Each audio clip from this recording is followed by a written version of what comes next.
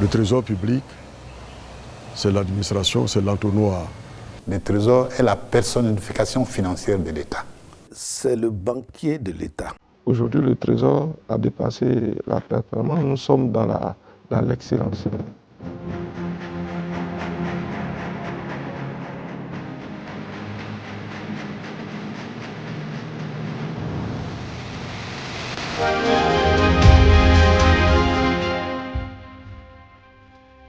La Côte d'Ivoire, colonie française dès 1893, voit ses finances gérées par le Trésor français jusqu'à l'indépendance.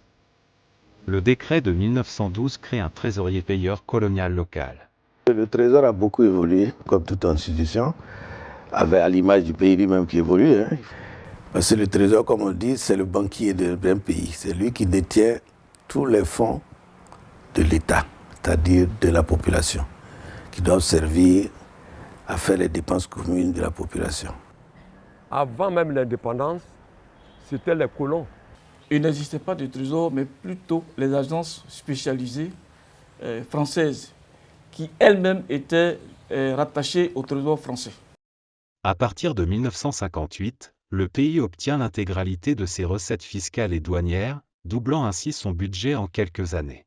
Après la fin de la Deuxième Guerre mondiale, un décret français a fait en sorte que les dépenses de la Côte d'Ivoire devaient être financées par les ressources de la Côte d'Ivoire. Une double comptabilité franco-ivoirienne est instaurée en 1959, avant que le décret du 14 décembre 1962 n'établisse définitivement l'autonomie du trésor public ivoirien. Pendant cette période, il y a eu 7 agences spécialisées qui se sont succédées à la tête de la structure, dont le premier fut M. Ganois Pierre. La première agence spéciale a été ouverte dans les années 60. Et puis ensuite nous sommes passés à la trésorerie départementale, régionale et maintenant à la trésorerie générale.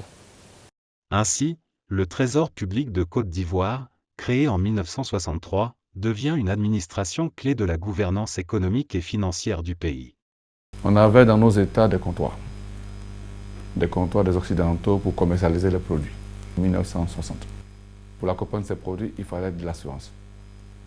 Et donc, ils ont créé ici, dans nos États, notamment en Côte d'Ivoire, une agence. Et il fallait contrôler l'activité de l'agence. Donc, initialement, c'était des colons qui assuraient la supervision de ce domaine. Au terme du décret 62-457 du 4 décembre 1962, portant organisation des services du Trésor public de la République de Côte d'Ivoire, les agences spécialisées vont être érigées en perception. Dès ses débuts, il joue un rôle central dans la gestion des finances publiques, à travers notamment la mobilisation des ressources internes et le financement des politiques de développement. On commençait à prendre la main de la gestion de nos affaires des Blancs, affaires des métropoles. En Côte d'Ivoire, la passation de services a eu lieu en 1963 entre le trésor français et le trésor ivoirien. Et c'est M. Serigne Yoleba qui était le TPG, le trésorier payeur général. À l'époque, on parlait plus de TPG plutôt que de directeur général, mais il était directeur général. On a récupéré cet outil-là. Il fallait vraiment faire en sorte que nos cadres nationaux puissent maîtriser un peu cette institution. Ça a été ça. Et ce n'est pas un mince challenge. Les DG qui sont passés à cette époque ont fait ce qu'il fallait faire. Il a fallu mettre en place des administrations qui étaient en charge de gérer ces mécanismes-là. Eh bien, le Trésor de Côte d'Ivoire s'est caractérisé par une certaine singularité. Le Trésor de Côte d'Ivoire a financé tous les projets de développement. Ça a commencé avec le DG Serigne Yoleba. Nous n'étions pas là à l'époque, donc c'est difficile de faire un témoignage sur la gestion. Ils ont laissé un héritage que nous avons trouvé. Je voudrais vraiment leur rendre hommage, de Serigne Yoleba jusqu'au DG Ngolo. Il s'est agi, à un moment donné, effectivement, de doter le Trésor d'un logo. Nous avons fait appel à des professionnels qui nous ont fait des propositions qu'on a passées en revue. Et parallèlement aux professionnels, il y avait un assistant technique du nom de M. Abaléa. Il a dit qu'il allait faire une proposition à la vue de tout ce qu'on avait. Et il est parti, ça n'a même pas pris du temps, et il est venu avec ce projet-là, la tête d'un éléphant, avec l'écriteau DGCPT et curieusement, tout le monde qui était là pour sélectionner le machin, tout le monde a trouvé que c'était formidable. C'était formidable parce que ça se référait à, disons, l'emblème du pays. Étant donné que le trésor est indissociable de l'État, c'était bien vu et c'était bienvenu. On peut dire que la plupart des réformes aujourd'hui qui ont été implémentées au Trésor sont parties du DG Boadou.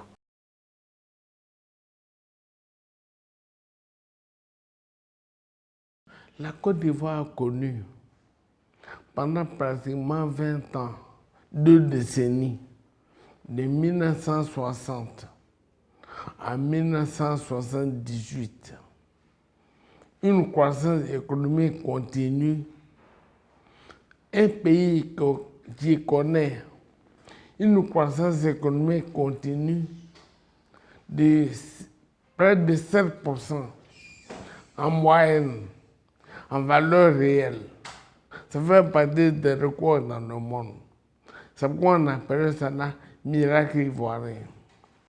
Entre 1960 et 1980, la Côte d'Ivoire finance ses plans quinquennaux de développement, principalement via le Trésor public, appuyé par la Caisse autonome d'amortissement, CAA, la Caisse de stabilisation et de soutien des prix des produits agricoles, CSSPA, appelée couramment Caisse-Tab et divers fonds, ce qui permet une forte croissance, 7,4% en moyenne, et le « miracle ivoirien ». L'État intervenait notamment par le Trésor public au niveau de tous les dépenses de fonctionnement. Au niveau des dépenses d'investissement, le Trésor participait à 3 niveaux. Le Trésor doit être la citadelle imprégnable. Et ce rôle-là, le Trésor l'a joué avec des recettes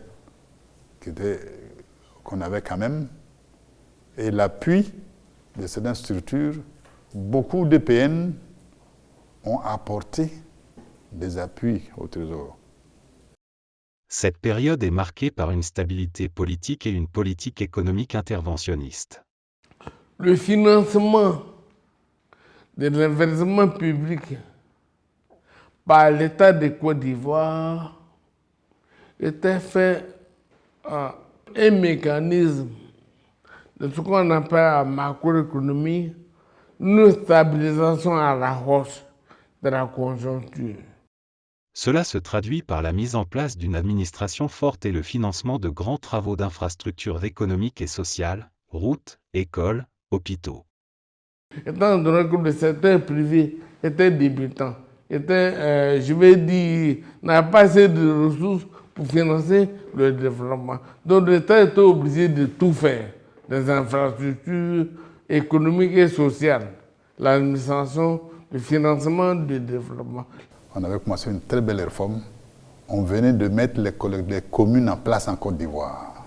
À partir de 1979, la Côte d'Ivoire connaît une grave crise financière due à l'effondrement des cours des matières premières, la hausse des prix des produits pétroliers, des taux d'intérêt et du taux de change du dollar.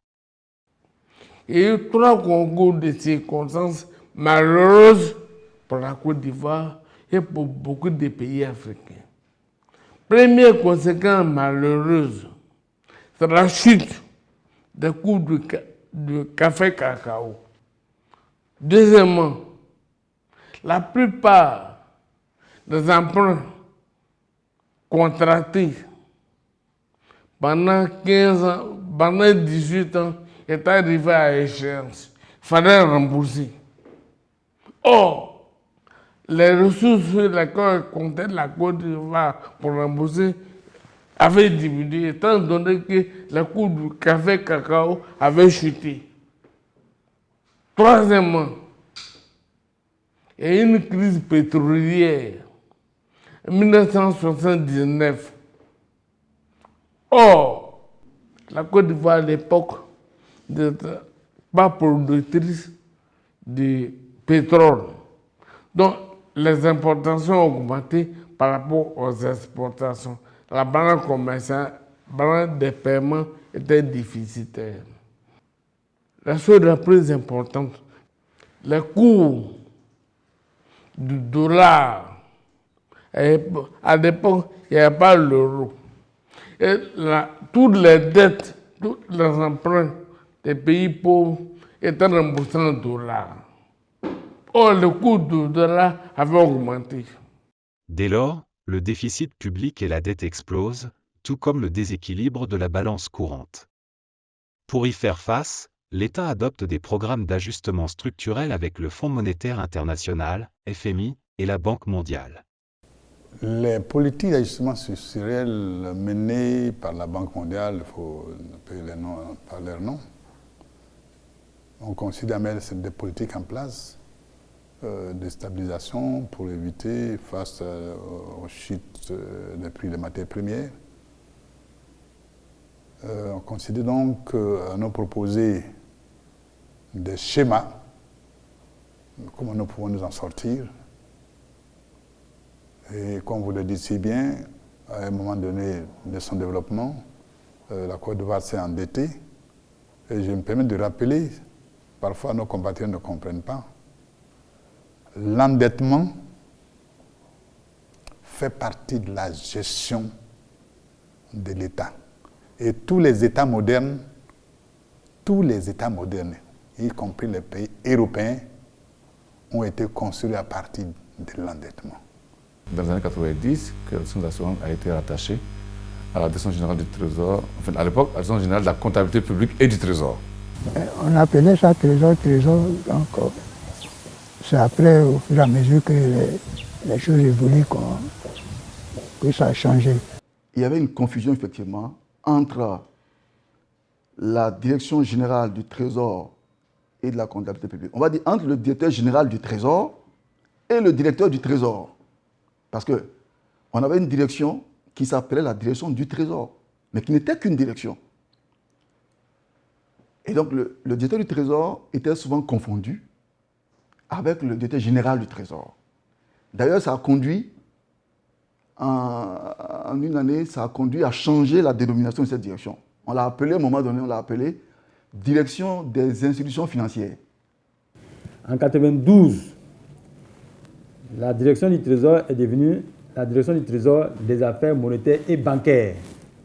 On a voulu ressortir l'aspect, en fait, le nom de la banque pour que les gens puissent comprendre un peu que la direction s'occupe de tout ce qui est la gestion du secteur bancaire.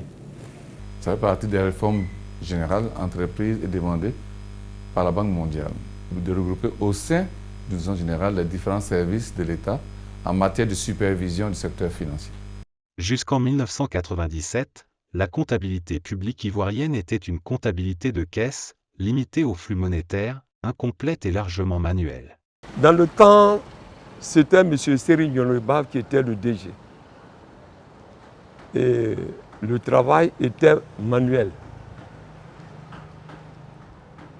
On travaillait avec des fiches, des machines à calculer, des calculatrices. Ce n'était pas informatisé. Le décret de 1997 réforme le Trésor public en élargissant ses missions, intégration de la gestion de la dette extérieure, rattachement de la direction des assurances, et transfert des postes comptables à l'étranger sous la compétence du Trésor. Les réformes ont consisté d'abord à mettre une nomenclature comptable en place. Ça, c'est la première des choses qu'il faut. Les règles budgétaires, la manière dont on doit gérer ce qu'on appelle la trésorerie, les contrôles que doivent faire les comptables. Ces réformes ont consisté également à sensibiliser les comptables publics sur les responsabilités. Plus tard est venu Aster, mais les outils comptables ont évolué avec ce qu'on appelle l'informatique. La réforme de la comptabilité publique débutée en 1997 par une comptabilité à partie double a abouti à la mise en œuvre du progiciel ASTE à partir de 2003. Ce progiciel est destiné à moderniser le système d'information comptable, améliorer le suivi budgétaire et produire des comptes fiables. De nouveaux services sont créés, Direction de la dette publique, Agence comptable de la dette publique, Agence comptable des créances contentieuses, Groupe Projet ASTE, etc. L'Agence comptable des créances contentieuses a été créée par le décret 97-582 du 8 octobre 1997 portant organisation et attribution de la Direction générale du Trésor et de la comptabilité publique.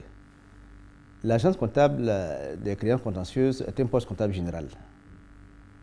Un poste comptable général qui est placé, à l'instar évidemment des autres postes comptables généraux, sous l'autorité directe du directeur général du Trésor et de la comptabilité publique. Il convient de signaler que quand on parle de contentieux, il s'agit de ce qui est ou peut faire l'objet de discussions devant les tribunaux. Tandis que les agences comptables centrales deviennent des postes comptables généraux. Retenez qu'on appelle cette expression, le Trésor est la personnification financière de l'État. Le Trésor et l'État forment un. Vous avez dans un État, les réformes ne peuvent pas se faire seulement de manière sectorielle quand on est en crise. C'est l'ensemble du système qui se met en marche. Et le Trésor a été un élément essentiel, puisque, en définitive, qui décaisse? Qui paye? C'est le Trésor. Pendant les crises politico-militaires, 2002 à 2011, le Trésor public a fait preuve de résilience, principalement à 4 niveaux. Le règlement de l'essentiel des dépenses de l'État. Le maintien de la crédibilité de la signature de l'État, lui permettant d'intervenir avec succès sur les marchés des capitaux dans un contexte de crise. La réduction sensible de la dette publique, ouvrant le bénéfice de l'initiative PPTE. Le développement de plusieurs applicatifs périphériques autour de ASTE répondant à des besoins spécifiques et la mise en cohérence en amont avec le SIGFIP au niveau budgétaire. La direction du Trésor faisait plusieurs choses. Elle était responsable de, on va dire, des affaires monétaires et bancaires. Donc, toutes les questions liées aux banques, au système bancaire, à la BCAO, au système bancaire, à la création des banques, à la gestion des banques, à la liquidation des banques, la direction du Trésor était en charge de ces questions-là. Il y avait également un volet qui contenait le marché financier. C'est cette direction qui s'occupait on va dire, des émissions de titres publics, dont les emprunts obligataires qui étaient émis par le passé. La direction du Trésor, qu'on appelle la DT, est l'entité qui était en charge de ces émissions-là. Voici en gros les missions qui étaient celles de cette direction, qui a été supprimée maintenant, depuis quelques années, avec les réformes qu'il y a eu, et a été remplacée par une direction qu'on appelle aujourd'hui au Trésor la DECFINEX. La direction des établissements de crédit et des finances extérieures fait partie du processus 8, dont la vocation c'est de réguler l'activité financière. Et dans ce processus, nous sommes avec deux autres directions, à savoir la direction des systèmes financiers décentralisés et la direction des assurances. Le Trésor a pu assurer une partie des dépenses d'investissement pendant 3 décennies, 1960-1990. À partir de 95-96, on a dissous la CA et la CASTA pour reverser leurs ressources au Trésor. Une direction de la dette publique a été donc créée pour prendre la relève des actions, des activités de la CA. Le passage a été aisé. L'activité a été transférée au Trésor avec le personnel qui était chargé de la réaliser à la CA. Donc on avait les mêmes personnes qui géraient la CA, qui se retrouvent au Trésor, à la dette publique, en train de gérer la même dette. Donc, pour cette raison, il n'y a pas eu de cassure dans la gestion de la dette publique. Le Trésor donc était devenu la caisse unique de l'État. Et le Trésor a pu financer les programmes d'investissement seul. Avant, on ne parlait pas de compte unique du Trésor, effectivement. La trésorerie était gérée par l'agent comptable central, n'est-ce pas, qui avait un compte à la BCEAO, à partir duquel compte il dispatchait la trésorerie sur les postes comptables en fonction de leurs besoins et des demandes que ces postes-là formulaient. Puis, il est arrivé en 2009 une directive de l'UEMOA qui a demandé que les ressources de l'État soient placées sur un compte ouvert à la Banque centrale des États de l'Afrique de l'Ouest, dénommé compte unique du Trésor. Alors, le compte unique du Trésor est un projet majeur du gouvernement qui est confié au Trésor public et dont l'objectif est de réaliser la directive de l'UEMOA qui instruit que les ressources de l'État doivent être déposées sur un seul compte à la Banque centrale des États de l'Afrique de l'Ouest. La période 2011-2012, elle a été, donc c'est une période d'après-crise, donc post-crise, et nous avions un défi important à relever. C'était celui de traiter un stock de dettes, un stock d'arriérés de dettes qui était né pendant la crise. Donc, pendant la crise, le Trésor n'a pas fait face aux échéances de certains titres qui avaient été émis par le passé, parce qu'on était en crise. Qu'est-ce qui s'est passé? Tous ceux qui avaient ces titres-là n'ont pas pu être payés pendant toute la durée de la crise. Ils avaient les titres, ils devaient être remboursés, n'ont pas été remboursés. La BCEAO, donc qui gère l'ensemble des titres, qu'est-ce que la BCEAO a fait? La BCEAO, à chaque échéance de titre qui n'était pas payé, la BCEAO reconduisait le titre pour une autre échéance. À l'échéance, elle reconduisait encore le titre. À l'échéance, elle reconduisait encore le titre. Donc les titres n'étaient pas payés, étaient reconduits systématiquement par la Banque centrale. Donc, à la fin de la crise, il a fallu, en relation avec la Banque centrale, en relation avec le Conseil régional de l'épargne publique et des marchés financiers, en relation avec le système bancaire, donc toutes les banques, pas seulement de la Côte d'Ivoire, mais de toute l'UEMOA, il a fallu organiser des séances de négociation, de discussion avec l'ensemble des créanciers pour traiter ce stock de dettes qui s'élevait à plus de 600 milliards. Et donc on a réussi à mettre en place un mécanisme qui a permis, on va dire, d'éponger, donc de faire face à ces stocks de dettes-là. Et on a mis en place un plan de restructuration qui nous a permis donc de régler, avec l'accord des banques, donc de régler ce stock de dettes-là sur plusieurs années. Donc on a restructuré donc le stock global en plusieurs blocs. Un bloc a été remboursé en 2 ans. Un autre bloc a été remboursé sur 3 ans. Le dernier bloc a été remboursé sur 5 ans. Le Trésor public a joué un rôle crucial dans la sortie de crise et la relance économique, à travers le rétablissement de la confiance des bailleurs de fonds, le recours aux marchés financiers, la mobilisation accrue des recettes non fiscales, le financement des projets des plans nationaux de développement, 2012 à 2015 et 2016 à 2020. Alors, le PSD 2016-2020 comporte donc une vision. Le slogan, c'est « Pour un trésor public plus performant, capable d'accompagner efficacement la croissance économique donc, de notre pays ». Donc, la problématique qui était au cœur de ce PSD, c'était la recherche de la performance. La recherche de la performance du trésor public. Il fallait faire du trésor public une administration performante.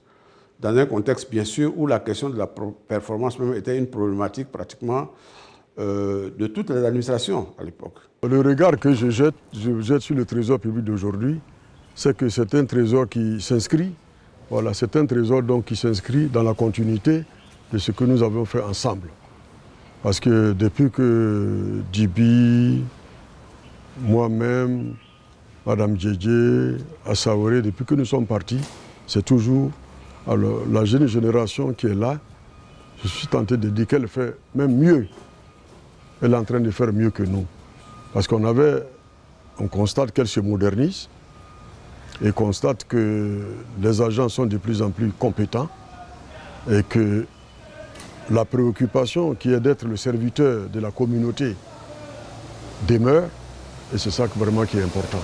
Le premier plan stratégique de développement, PSD, visait à faire du trésor public une administration plus performante, capable d'accompagner efficacement la croissance forte amorcée depuis plusieurs années, à travers les axes. 1. Accélération de la modernisation des outils et des méthodes de gestion. 2. Accroissement et pérennisation des capacités de financement de l'État. 3. Amélioration de la transparence et de la gouvernance. 4. Renforcement des capacités opérationnelles et du bien-être social du personnel. Mais à la clôture en 2020, comme je vous disais tout à l'heure, le PSC, c'est une vision, des axes stratégiques, des objectifs stratégiques et surtout une matrice d'action pour pouvoir atteindre ces objectifs stratégiques. Et ces actions étaient au nombre de 680 et quelques, si ma mémoire est bonne. Près de 680 tâches qui étaient donc détectées pour pouvoir mettre en œuvre donc, le PSD. Et à la clôture, donc en fin 2020, le taux d'exécution était donc de 97%. Il y a eu deux réformes qui n'ont pas pu aboutir pour des questions de financement. Le data center, on n'a pas pu, parce que vous savez que le data center, il fallait trouver déjà un bâtiment pour le loger. C'est de grosses machines, c'est de gros serveurs. En plus, ces serveurs, il fallait les acheter. Donc, on n'a pas trouvé de financement. Ça conduit à un retard d'exécution. Ensuite, il y a le SIC, le système comptable qu'il fallait reformer. Parce que depuis la réforme de AST, ça date déjà de 2000. Au-delà du premier PSD, un second plan stratégique de développement visait à maintenir un niveau de performance soutenu pour un trésor public en marche vers l'excellence, en s'appuyant sur les axes suivants. 1. Poursuivre le processus de modernisation du trésor public. 2. Optimiser la gestion de la trésorerie. 3. Améliorer la qualité comptable. 4. Renforcer la transparence et la bonne gouvernance. 5. Optimiser la gestion des ressources humaines et des moyens généraux. Le principe qu'on a adopté ici, c'est de le concevoir pour 4 ans. Tous les 4 ans, il y a un PSD. Donc 2016-2020, c'est de ça que je viens de parler, en long et en large. Et juste après, il y a eu un PSD 2021-2025. Bon, et ce PSD, autant le premier PSD était articulé autour donc, de la performance, le deuxième PSD 2021-2025 est articulé autour donc, de l'excellence. C'est l'étape supérieure donc, de la performance. Toutes ces réformes ont contribué à la modernisation des finances publiques et au financement du Plan national de développement 2020 à 2025. Le nouveau plan stratégique de modernisation et de développement 2024-2025 2028 marque une volonté d'accélérer la transformation de l'institution. Il s'inscrit dans une logique de continuité tout en introduisant une dynamique nouvelle. Ce plan stratégique vise notamment à renforcer la performance institutionnelle du Trésor public. Il vise aussi à accélérer la digitalisation des processus, à promouvoir une culture du résultat et de transparence, à contribuer efficacement à la réalisation des objectifs de développement du pays. Et ce plan s'articule autour de 5 axes stratégiques. Le nouveau plan stratégique de modernisation et de développement 2024 à 2028 vise à faire du Trésor public une administration excellente et intègre au service du citoyen et des parties prenantes. Cette nouvelle vision se décline en 5 axes stratégiques.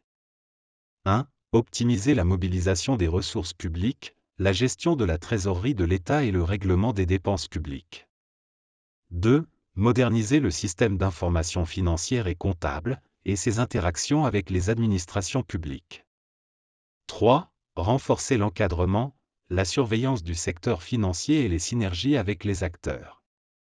4. Améliorer la gouvernance du Trésor public, la redevabilité et la participation citoyenne. 5. Optimiser la gestion du capital humain et des ressources matérielles. L'étude prospective qui a été lancée récemment vise à anticiper les mutations économiques, sociales et technologiques à venir. Cette étude offre une vision à long terme pour orienter nos choix stratégiques. Elle nous permet également d'avoir un alignement stratégique avec les objectifs du développement durable, notamment en matière de gestion durable des finances publiques, de transparence et d'inclusion. Elle nous offre une meilleure capacité d'adaptation aux exigences nationales et internationales et une adaptation proactive aux attentes des citoyens. Cette démarche renforce la capacité du Trésor public à jouer un rôle moteur dans le développement durable. Elle constitue pour nous un outil d'aide à la décision qui est essentiel pour garantir la résilience et la pertinence des actions du Trésor public. De 1963 à 2025, le Trésor public ivoirien a évolué d'une simple administration comptable à un acteur stratégique du développement national. Sa contribution a été essentielle dans la stabilité macroéconomique, la gestion des finances publiques et la mise en œuvre des politiques de développement. Pour une administration prévoyante, le Trésor public a lancé une étude prospective 2030 pour anticiper les défis futurs et aligner ses actions sur les objectifs de développement durable, ODD. Le Trésor public réinvente le service public.